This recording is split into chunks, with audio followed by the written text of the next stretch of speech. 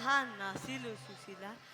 শিক্ষাৰ বাবে গৈছিলো মই উত্তৰ দিশত। এঘৰত পাতিছিল উৎসৱ, দিছিল মোক সুস্বাদু ভোজন। কিন্তু সন্তানৰ কথা চিন্তা কৰি নকৰিলো সেই সুস্বাদু ভোজন। উভতিলো নিজ গৃহলৈ।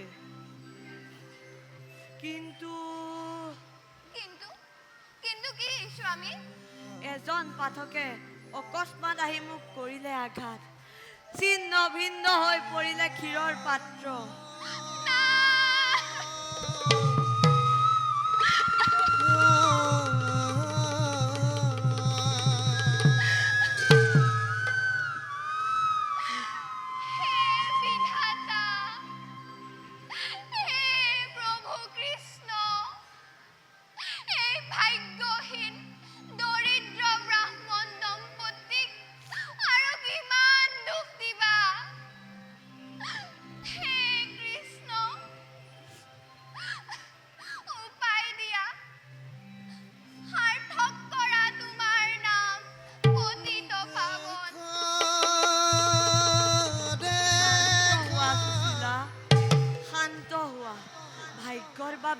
ভুঞ্জিছো আমি এনে যন্ত্ৰণা, সেই কথা তুমি নিশ্চয় জানা।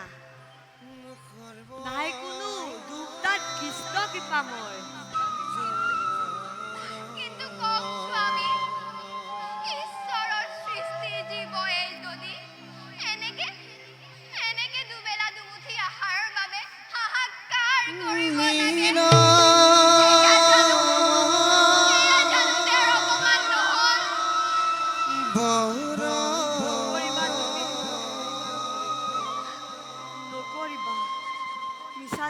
নকৰিবা কৃষ্ণৰ অপৰাধী, নসজাবা প্ৰিয়ে। নিষ্ঠুৰ নিদাৰণ নিয়তি হে কৃষ্ণ, হে কৃষ্ণ।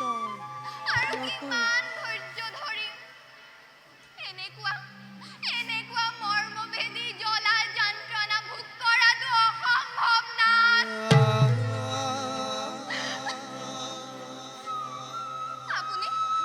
আপুনি জানো দ্বাৰকাপতি যদুপতি শ্ৰীকৃষ্ণৰ বাল্য বন্ধু নহয়? আপুনি এবাৰ দ্বাৰকালৈ গৈ যদুপতিক সাক্ষাৎ কৰি আহকগৈ। নাই কৃষ্ণ, নকৰিবা তুমি মোক হেনে অনুৰোধ। হ'ব পাৰো দিনহীন দৰিদ্ৰ ব্ৰাহ্মণ, কিন্তু আত্মসন্মান জলাঞ্জলি কৰি নকৰোঁ মিত্ৰৰ সন্মুখত দান প্ৰাৰ্থনা মই কৃষ্ণ সেয়েহে সুশীলা নকৰিবা তুমি মোক হেনে অনুৰোধ হে স্বামী নুবুজিব ভুল আপুনি মোৰ কথা নাই কৰা অনুৰোধ আপোনাক যদুপতিৰ ওচৰত দুহাত পাতিবলৈ তেন্তে স্বামী আপুনি মাত্ৰ দ্বাৰকালৈ গৈ যদুপতি শ্ৰীকৃষ্ণক সাক্ষাৎ কৰি আহকগৈ অন্তৰ্যামী যদুপতি শ্ৰীকৃষ্ণই নিশ্চয় বুজিব নিজেই হে স্বামী ৰাখক মোৰ এই অনুৰোধ ঠিক আছে সখা কৃষ্ণ কৰিম মই দ্বাৰকালৈ গৈ কৃষ্ণ সাক্ষাৎ কিন্তু মনত ৰাখিবা সখা নকৰোঁ মই কৃষ্ণৰ সন্মুখত দান প্ৰাৰ্থনা মনত ৰাখিবা মনত ৰাখিবা তুমি সেই হ'ব স্বামী এতিয়া বলক দ্বাৰকালৈ যাবলৈ প্ৰস্তুত হওকগৈ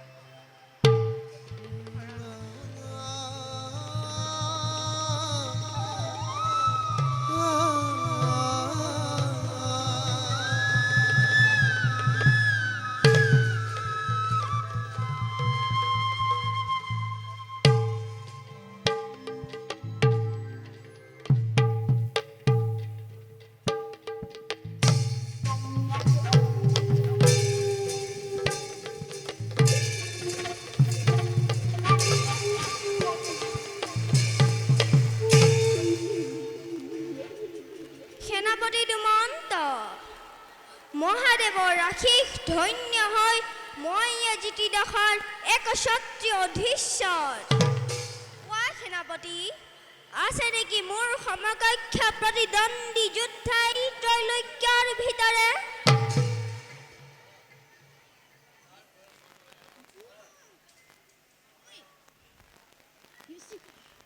এই অপমান প্ৰতিশোধ লোৱাৰ সময় হ'ল সমাগত দেৱঋষি স্থিৰ নেত্ৰে চাব শেষলৈ কিদৰে বধ হয় সেই চতুৰ কৃষ্ণই ইন্দ্ৰ সহ দেৱতাই যদিও বা কৰিলে পলায়ন তথাপিতো সতৰ্ক দৃষ্টি ৰাখিবা তুমি ৰাজ্যৰ চৌদিশে কাপুৰুষ দেৱতাগণে প্ৰতিশোধৰ বাবে গোপনে কৰিব পাৰে আমাৰ ওপৰত আক্ৰমণ যাৰ ফলত স্বৰ্গৰ দেৱতা মৰ্ত্যৰ মানৱ পাতালৰ বাহুকি উদ্ধাৰ হৈ কম্পমান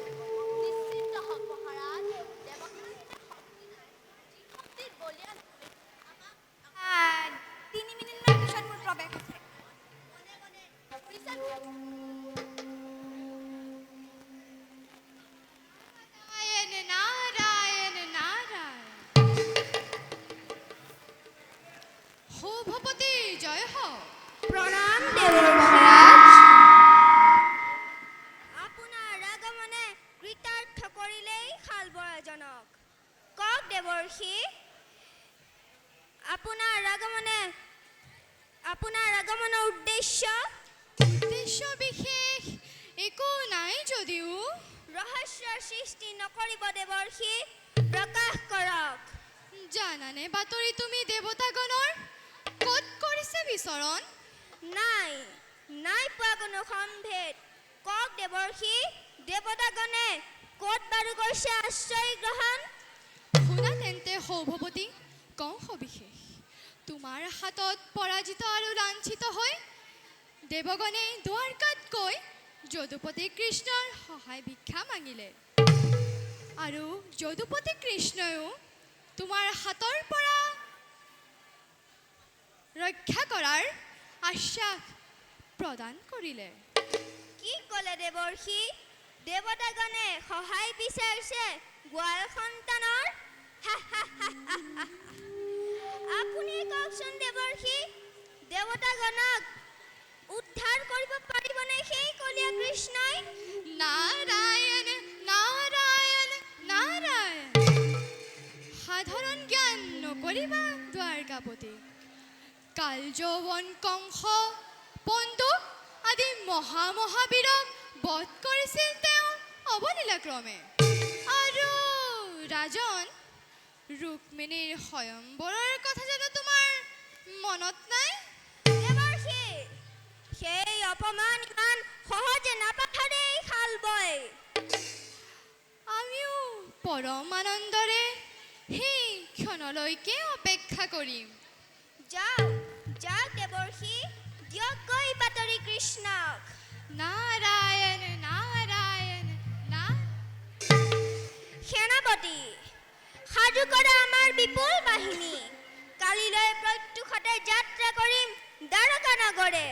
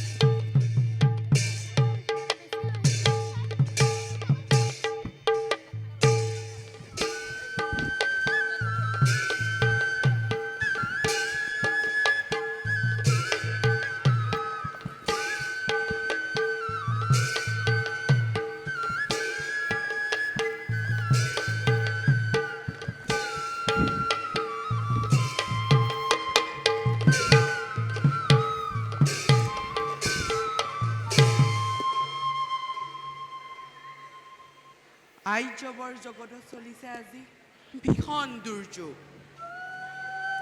সাত্যকী, কিবা অৰ্থ তোমাৰ কথাৰ? মই সাম্বৰৰ কথা কৈছোঁ। শিৱক তুচ্ছ কৰি লভিলে সি মনোমত বৰ। মদ গৰ্বে আপোন পাহৰা হৈ খেদিয়াই পঠালে দেৱতা সমাজক। কেৱল ইমানে নহয়, অহংকাৰী সেই ৰাজনে হৰি ভক্তৰ ওপৰতো কৰিছে দাৰুণ অত্যাচাৰ। বীৰগণ, তাৰ বাবে অলপো নহবা চিন্তিত। আজি পৃথিৱীত অত্যাচাৰী অহংকাৰীৰ প্ৰাদুৰ্ভাৱ বাঢ়িছে সঁচা, কিন্তু সি ক্ষণস্থায়ী।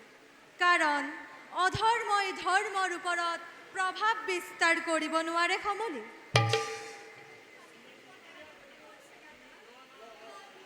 অধৰ্মৰ ওপৰত প্ৰভাৱ বিস্তাৰ কৰিব নোৱাৰে, কিন্তু অধৰ্মই কৰিছে প্ৰয়াস। ধৰ্মৰ শিৰৰ ওপৰত নাচিব তাণ্ডৱ। আজি ধৰ্ম আৰু অধৰ্মৰ মাজত মেলিছে ভীষণ সংগ্ৰাম। তথাপিতো কৃষ্ণ, ধৰ্মৰ পৰাজয় নহয় সম্ভৱ। তুমি আমি সমগ্ৰ বিশ্ব ধৰ্মৰ বলতেই আছো স্থিৰ হৈ। সেই কথা ময়ো স্বীকাৰ কৰোঁ দাদা, কিন্তু বাৰে বাৰে ধৰ্মৰ অস্তিত্ব পৰিছে সংকটত। সেয়া জানো শুভ সংকেত? কৃষ্ণ, মই বুজা নাই তোমাৰ কথাৰ ৰহস্য। কোৱা হে যদুপতি, কি চিন্তাই চিন্তিত কৰিছে তোমাক? জানিবলৈ মই অতিকৈ উত্ৰাৱল। ৰহস্যৰ আবেষ্টনী ভাঙি প্ৰকাশ কৰা তোমাৰ চিন্তাৰ বিষয়। দাদা, মনত আছেনে তোমাৰ স্বয়ম্বৰ ৰুক্মিণীৰ কথা? মনত আছেনে তোমাৰ স্বয়ম্বৰ শালবৈৰ প্ৰতিজ্ঞাৰ কথা? সামান্য এজন নৃপতিৰ প্ৰতিজ্ঞাৰ কথা চিন্তা কৰি দুৰ্বল হৈছা কৃষ্ণ। নহবা দুৰ্বল, নোৱাৰে কৰিব একো অপকাৰ সেই অনাৰ্য ৰজাই। সামান্য জ্ঞান নকৰিবা সেই শালবনিপতি। মহাদেৱৰ পৰা বৰ লাভ কৰি দুৰ্জয় শক্তিৰে স্বৰ্গ মৰ্ত্য প্ৰদানত কৰিলে শালবন। পিতা, আহে যদি শত লক্ষ লক্ষ শালব দ্বাৰকাৰ অভিমুখে প্ৰলয়ৰ প্ৰচণ্ড অগ্নিত দগ্ধ কৰি সেই নিবুধ শালব যাদৱৰ পৰাক্ৰমৰ দিম প্ৰমাণ। সত্য কথা কৈছে যদুপতি। যাদৱৰ লীলাভূমিত যদি ঘটে শত্ৰুৰ আগমন, বিনাশ হ'ব তাৰ জানিবা নিশ্চয়। কৃষ্ণ, এতিয়াও সেই তুচ্ছ চিন্তাক স্থান দিবানে মন? যদুবীৰগণৰ বিনিশ্চিত বাণী প্ৰত্যয় মানি মই সেই চিন্তা কৰিলোঁ পৰিহাৰ। অহ দাদা, এটি কথাৰ বাবে আহিছিলোঁ মই তোমাৰ কাষলৈ। প্ৰকাশ কৰা। ধৰ্মৰাজ যুধিষ্ঠিৰে ৰাজসূৰ্য যজ্ঞ আয়োজন কৰি নিমন্ত্ৰণ কৰিছে তোমাক আৰু মোক। সেয়ে আমি যাব লাগিব ইন্দ্ৰপ্ৰস্থলৈ। নিশ্চয় যাম কৃষ্ণ। এনেহেন মনোহৰ যজ্ঞ কাৰ্যৰ পৰা নিজকে আঁতৰাই ৰাখোঁ কেনেকৈ? কৃষ্ণ, কেতিয়া যাত্ৰা কৰিম আমি সেই ইন্দ্ৰপ্ৰস্থলৈ? কালিলৈ প্ৰভাতে যাত্ৰা কৰিব লাগিব আৰম্ভ। তেন্তে ব'লা, যাত্ৰাৰ বাবে হওঁগৈ প্ৰস্তুত। বীৰগণ, আজিৰ এই সভা ইমানতেই ভংগ কৰা হ'ল।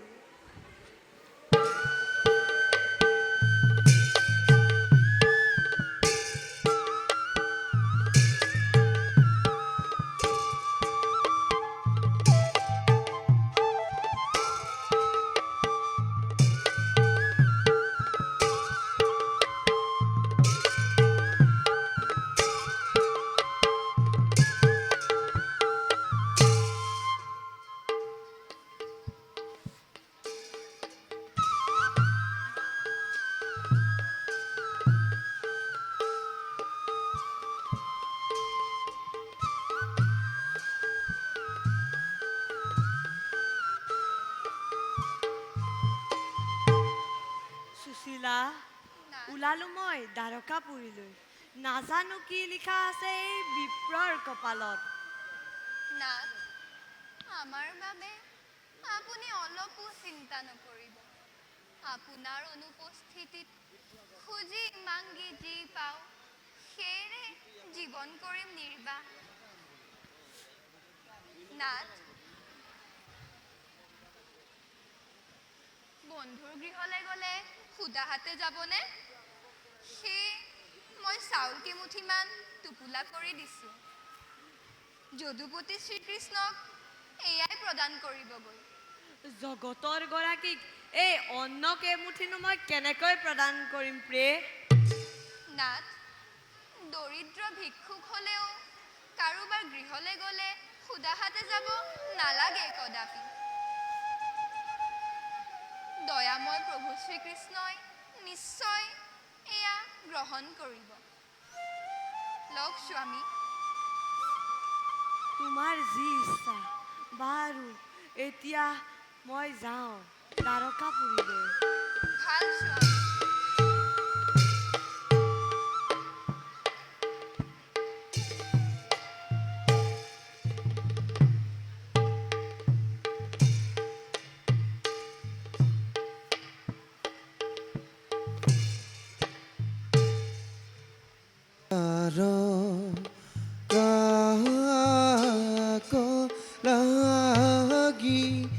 চলে বিপ্ৰ বীজ বন আৰে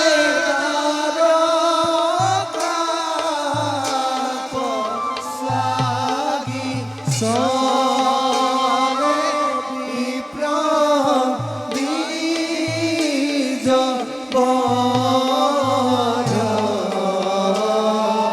ধীৰে ধীৰে চলি যায় মন নাহি স্থিৰ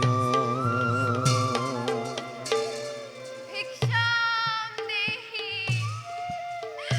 ভিক্ষাম দেহি, ভিক্ষাম দেহি। দেখা সৰ্ব জনলীলা মাধৱ।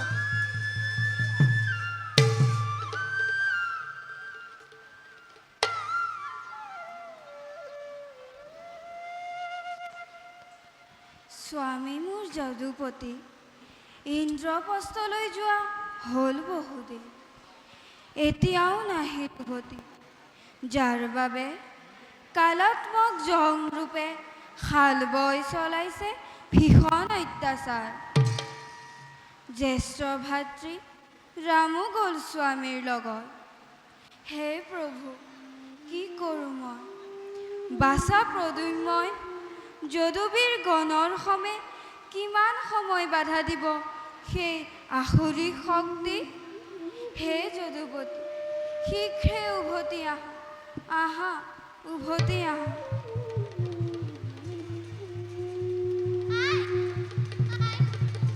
শাল বৰ হাতত আমি পৰাস্ত আজি ৰুদ্ৰমুক্তি ধৰি সেই শাল বয় পৰাজিলে যাদৱৰ সকলো সেনাকে ক'তনো লুকাল জানো যাদৱৰ সেই অশেষ শক্তি পুত্ৰ সেই শালব অতি পৰাক্ৰমী যদুনাথৰ বাহিৰে আনৰ হাতত মৃত্যু নহয় সম্ভৱ কিন্তু আই পিতা আহি পোৱালৈকে দুৱাৰকা যাদৱ শূন্য হ'ব সাত্যকী আৰু সাম্বই কিমান বাধা দিব এৰা দ্বাৰকানাথৰ অবিহনে দ্বাৰকা ৰক্ষকহীন ভয় নকৰিবা বাছা অচিৰেই দ্বাৰকানাথ আহি পাব ইন্দ্ৰপ্ৰস্থৰ পৰা তাকেই কামনা কৰিছো মনে প্ৰাণে আহো আই শৰীৰত শক্তি থাকে মানে বাধা দিম সেই শালব আশীৰ্বাদ কৰাই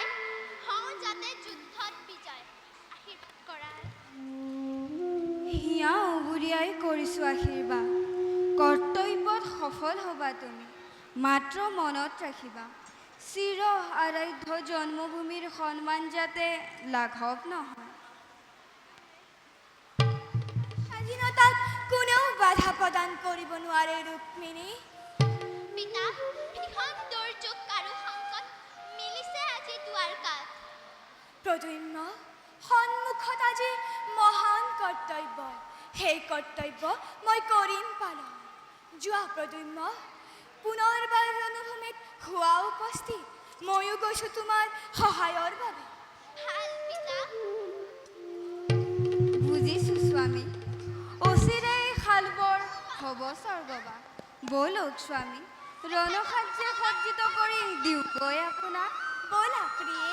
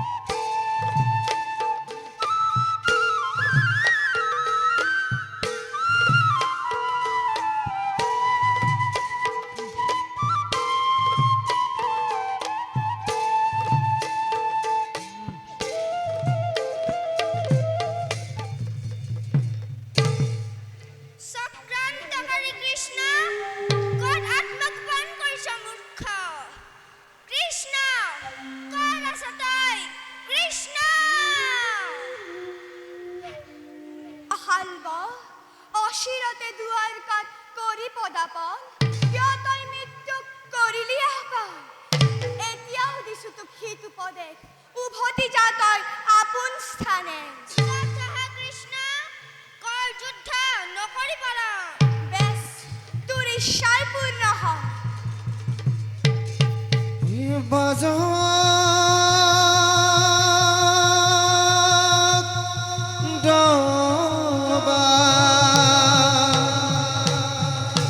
বাজা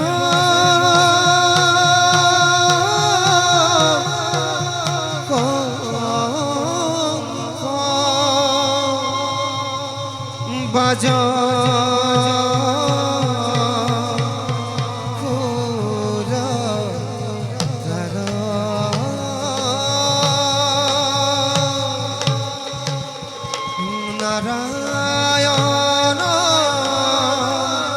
হাতে আজি নাৰায়ণ হাতে আজি হালব ৰনি ধন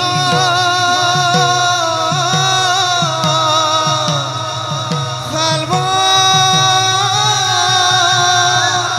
ৰনি ধন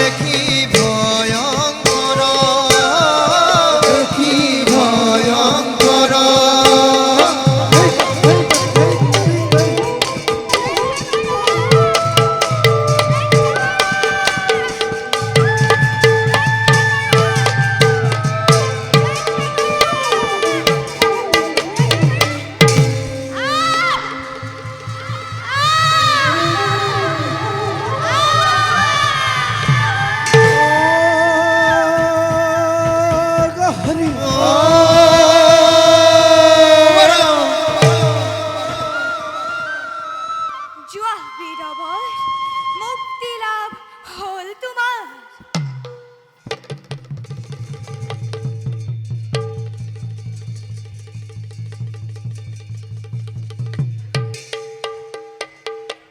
শত্ৰু আহি যাৱাৰ হ'ব উপস্থিত অতি সোনকালে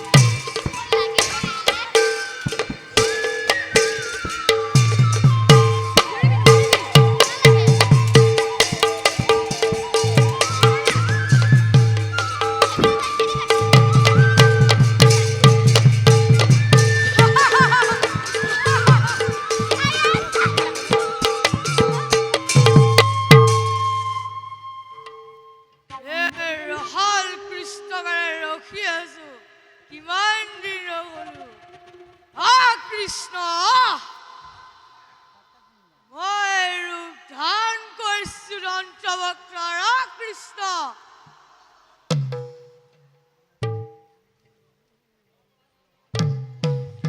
কৃষ্ণক নাশ কৰাটো নহয় সহজ ময়ো ধৰিলো এই কৌ মুণ্ডকি গদা আত্মৰক্ষা কৰ মূৰ্খ কৃষ্ণ হেষ্টেন্টে ঘোৰৰ অতি ভয়ংকৰ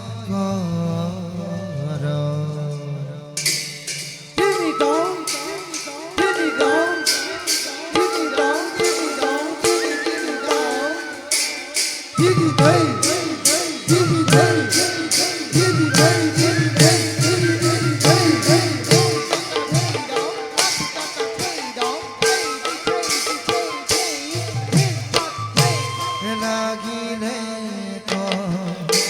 ঘোৰৰ দৈৱ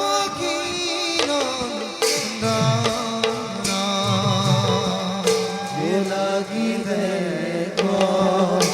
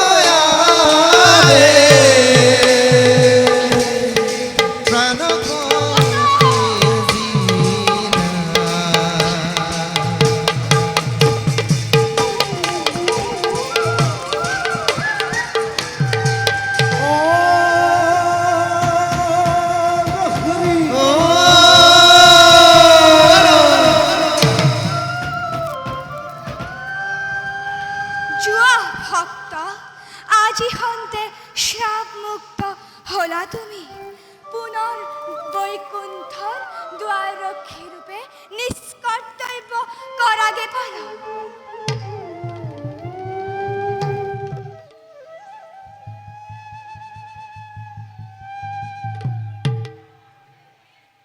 এই গম্ভীৰ সাগৰৰ মাজৰ এই দ্বাৰকাপুৰী কি সুন্দৰ চতুৰ্দিশে সুন্দৰ দৃশ্য প্ৰকৃতিৰ উদ্যম নৃত্য সুন্দৰ অতি সুন্দৰ বাহ কিন্তু হোৱা নাই মন উজ্জ্বল এতিয়াও সময় আছে উভতি যাওঁ নিজ স্থানে নাই আহিছোঁ যেতিয়া নিজ সখাক লগ কৰিহে যাম মই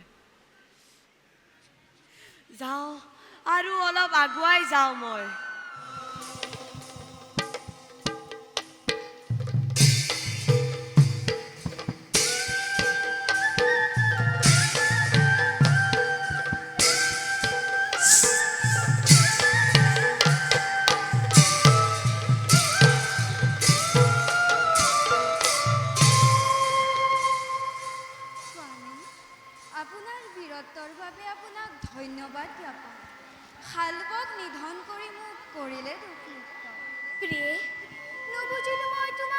কথাৰ অৰ্থ কিবা দৰে তুমি হলা দুখী শালবৈ জানো মোৰ স্বয়ংবৰতেই প্ৰতিজ্ঞা কৰা নাছিল কৃষ্ণ নিধন একমাত্ৰ ব্ৰত বুলি যাৰ বাবে সৌভ নিপত্তিয়ে দ্বাৰকাত চলালে অত অত্যাচাৰ তাৰ বাবে জানো ময়ে দোষী নহয় প্ৰিয়ে তাৰ বাবে তুমি কদাপিত নোহোৱা দুখী শালবৈৰ প্ৰতিজ্ঞা আছিল নিৰ্বোধৰ নিৰ্বোধিতা জানানে প্ৰিয়ে ক্ষমা আৰু কৰুণাই হ'ল শ্ৰেষ্ঠ প্ৰতিশোধ ইহ জগত দেৱী ৰুক্মিণী মনে প্ৰাণে মই কৰো কামনা দূৰ হওক হিংসা পাপ বিদ্বেষ ঘৃণা ঈৰ্ষাদিত হওক জগত প্ৰেম অহিংসা আৰু ধৰ্মৰ দূৰেৰে সঁচাকৈ স্বামী অহিংসা প্ৰেম ত্যাগেৰেহে নোহোৱাব পাৰে হিংসা পাপৰ বহনি সত্য বাক্য কৰিলা উচ্চাৰণ প্ৰেম ত্যাগ প্ৰেম ত্যাগ প্ৰিয়তম প্ৰিয়তম কি ভাবত নহ'ল বিভুৰ প্ৰিয়ে তোমাৰ বাক্যই মোক মোৰ বাল্য বন্ধু সুধামাৰ কথা দিলে সুৰা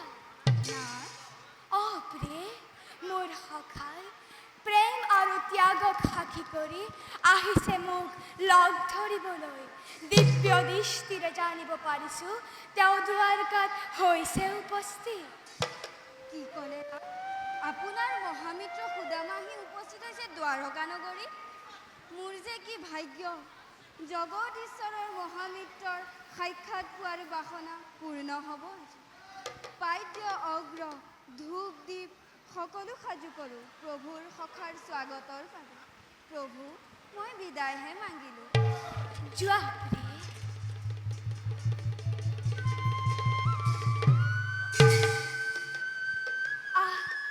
পৰম মিত্ৰ আহিছে আজি কৃষ্ণৰ গৃহে আনন্দত আত্মহাৰা হৈ উঠিছোঁ মই যাওঁ যাওঁ নকৰি পলম সখা মোৰ সুদামাক আনুংগৈ আদৰি সুদামা সুদামা সুদামা সুদামা কি কৰোঁ মই নাই কোনো ৰক্ষক সিংহৰ দ্বাৰত যাওঁ নেকি আগুৱাই নাই যদি কৃষ্ণই মোক সখা বুলি নলয় আঁকোৱালি কি ভাবিছ সুদামা তই ঘূৰি যা সুদামা তই নিজ স্থানে ঘূৰি যা সুদামা তই নিজ স্থানে ঘূৰি যা সুদামা তই নিজ স্থানে ঘূৰি যা কৃষ্ণ কৃষ্ণ কৃষ্ণ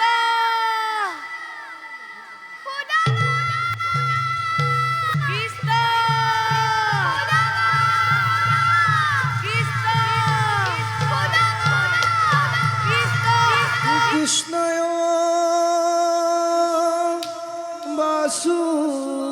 বাসুদেবায় হৰিয়ে পৰমাত্মনে প্ৰণতু ক্লেশ নাশয় গোবিন্দায় নমো নমঃ সুদামা সখা মোৰ সুদামা তুমি মোক সাক্ষাৎ নকৰাকৈ গুচি যাব বিচাৰিছিলা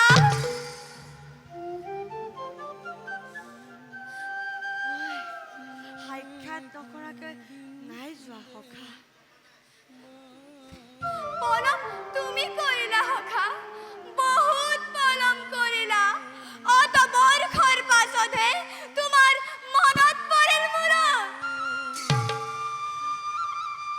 তোমাক কাহানিও পাহৰিব নোৱাৰো সখা তেন্তে অহা নাছিলা কিয় ইমান দিনে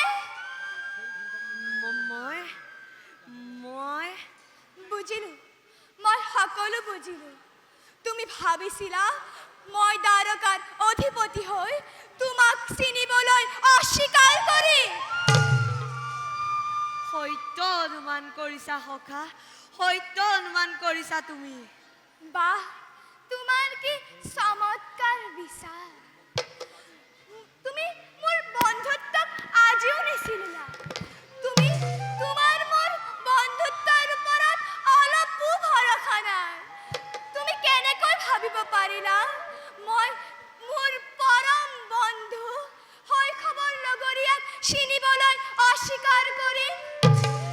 ক্ষমা কৰা কৃষ্ণ, মোৰ ভুল হ'ল। ক্ষমা কৰা কৃষ্ণ, মোৰ ভুল হ'ল। সখা, ক্ষমা খুজি লজ্জিত নকৰিবা মোক।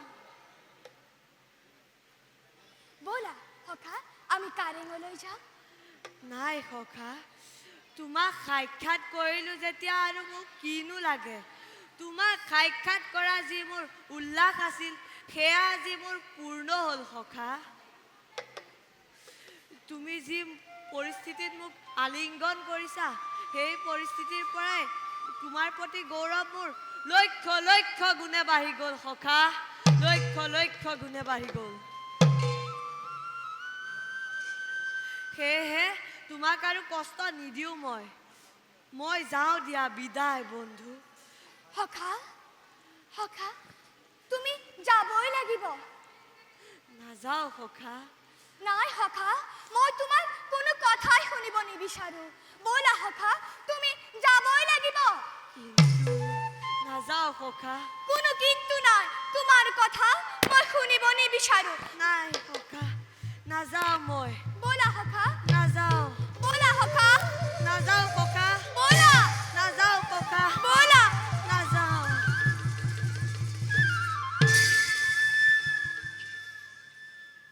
কৃষ্ণ ৰূপ ৰম সখা,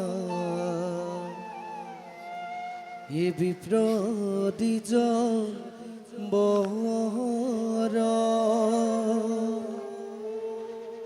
দেখা কেন প্ৰীতি যাছে সখা দামোদৰ।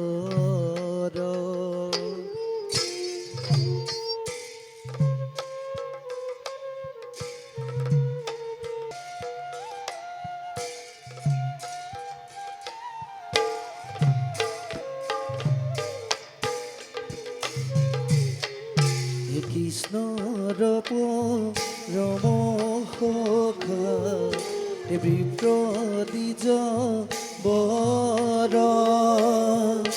কৃষ্ণ ৰৰ মম সখা, বিপ্ৰ দ্বিজ বৰ, দেখা কেন প্ৰীতি যাছে সখা দামোদৰ, দেখা কেন প্ৰীতি যাছে সখা দামোদৰ, সেহি সেইকাৰণে কৃষ্ণ ভকতে সেৱ, সেহি কাৰণে হে কৃষ্ণ ভকত সেৱ। ৰাম কৃষ্ণ হৰি বোলা সভা সদন, কৃষ্ণ ৰূপ ৰম সখা, বিপ্ৰ দ্বিজ বৰ, দেখা কেন প্ৰীতি যাছে সখা দামোদৰ।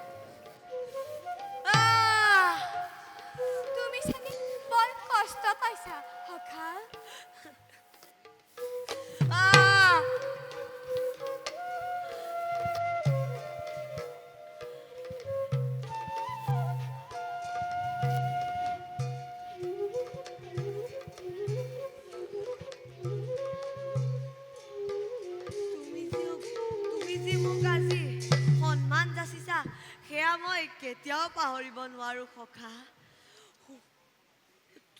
তোমাৰ স্পৰ্শ মাত্ৰে সুখে দুখে সম্পদে বিপদে তোমাৰ এই দুখনে ৰাতুলৈ চৰণ সখা উঠা উঠা সখা তুমি এটা কথা কোৱাচোন মোক তুমি গৃহৰ পৰা আহোঁতে নিশ্চয় মোলৈ কোনো সুস্বাদু দ্ৰব্য আনিছিলা দিয়া সখা দিয়া অযথা নকৰা পলম নাই আনা সখা মই একোৱেই নাই আনা মই গৃহৰ পৰা আহোঁতে একোৱেই নাই আনা সখা মই একোৱেই নাই আনা সখা তুমি মোৰ স্বভাৱ নাজানা যদি শুনা কোনো অল্প বস্তু যদি ভক্তজনে স্নেহেৰে মোক কৰে অৰ্পণ সেই অল্প দ্ৰব্য হৈ পৰে মোৰ বাবে অসংখ্য আৰু অভক্তে যদি নানাবিধ ব্যঞ্জন কৰে মোক অৰ্পণ তাত মোৰ অলপো আগ্ৰহ নাই দিয়া সখা দিয়া তোমাৰ দ্ৰব্য মই পেট ভৰি ভঞ্জু আৰু তুষ্ট হওক সমস্ত চৰাচৰ দিয়া সখা দিয়া নাই অনা সখা মই একোৱেই নাই অনা সখা চোৱাচোন দুৱাৰকাৰ প্ৰজাগণে কেনেকৈ আত্মহাৰা হৈ উঠিছে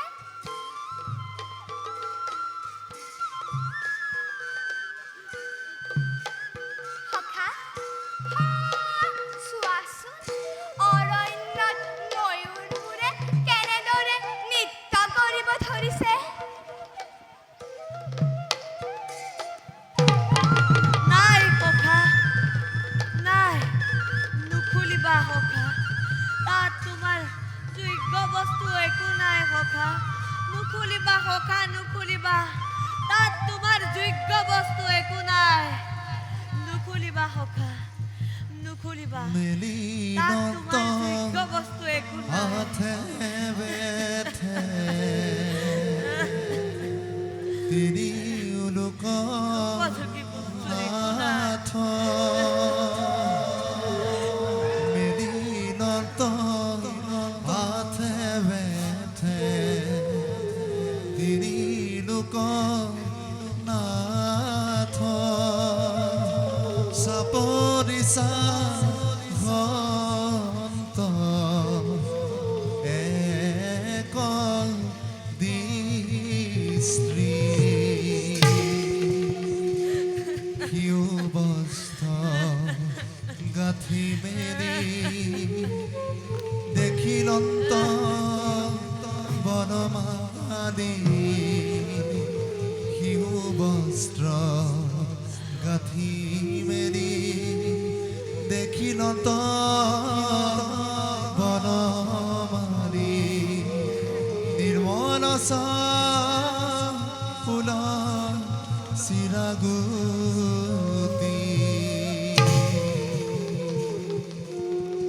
সখা তুমি এইবাবে এই দ্ৰব্য দিবলৈ অস্বীকাৰ কৰিছিলা জগতৰ গৰাকীক এই অন্ন কেইমুঠিনো মই কেনেকৈ প্ৰদান কৰিম সখা তুমি সামান্য বুলি ভাবা এই চাউল মুঠিয়ে মোক কিমান আনন্দ দিলে তুমি হয়তো অনুভৱ কৰিব নোৱাৰা প্ৰেম ভাবে আনা এই চাউল কেইমুঠিয়ে মোৰ বাবে মহা ৰত্ন সন্দ্ৰী এয়া সংসাৰৰ সৰ্বোত্তম আৰু উপহাৰ ইয়াকে দিবলৈ তুমি সংকোচ কৰিছিলা সখা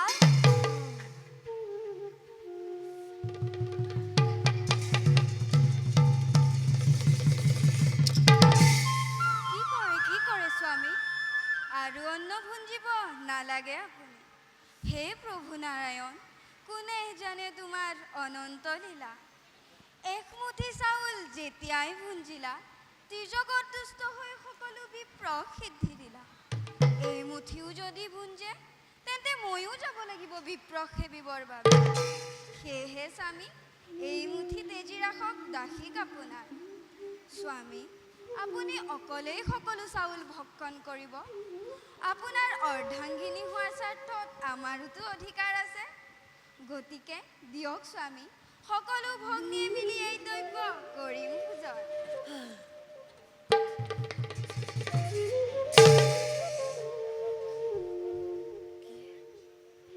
এই কৃষ্ণ, এই তোমাৰ সখা, তোমাৰ স্থান ইয়াত নহয়, তোমাৰ স্থান মোৰ হৃদয়ত।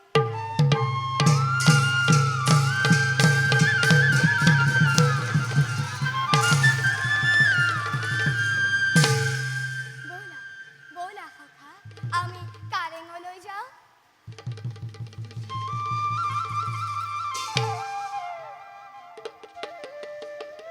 সখা, মনত আছেনে তোমাৰ গুৰু সন্দীপনীৰ গুৰুৰ গৃহত সেই ভয়ংকৰ নিশাটিৰ কথা? নিশ্চয় সখা, গুৰু সান্দীপনীৰ গৃহত গুৰুৰ আজ্ঞামতে গুৰু মাতৃৰ শুশ্ৰূষা কৰিছিলোঁ আমি।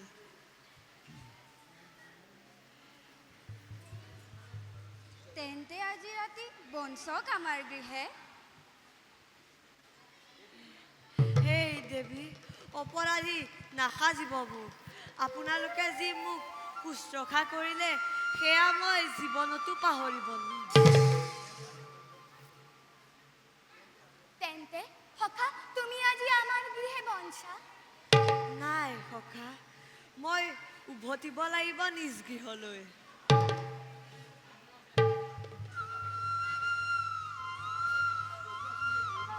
বজোৱাচোন সেই পুৰণি কালৰ মুৰুলী বাঁহী। আকৌ মনত পেলাওকে পুৰণি মন। বজাওক স্বামী সেই সুমধুৰ মুৰুলী। সখা আৰু প্ৰিয়ে, তোমালোকৰ বিৰোচিত বাণীত প্ৰত্যয়ে মানি মই বজাইছোঁ সেই পুৰণি মুৰুলীৰ সুৰ।